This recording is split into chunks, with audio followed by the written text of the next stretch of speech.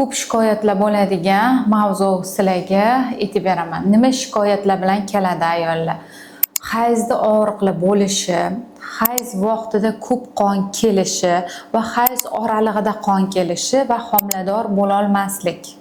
Bularni hammasi nima sababli? Bachadon poliplari hisobiga bo'ladi.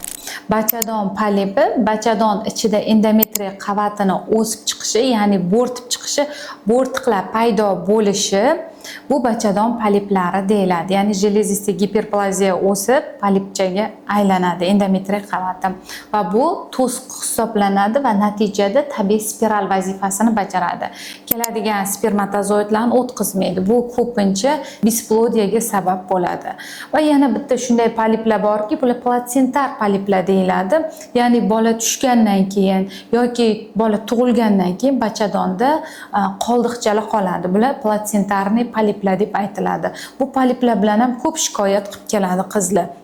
Demak qizlar, agar sizlarda shunaqa shikoyatlar bo'layotgan bo'lsa, nima qilishni bilmayotgan bo'lsanglar, albatta ultrazvuk tekshiruvga murojaat qilinglar va transvaginalniy tekshiruvdan o'tinglar. Transvaginalniy tekshiruv transabdominalniy tekshiruvga qaraganda более informativniy hisoblanadi.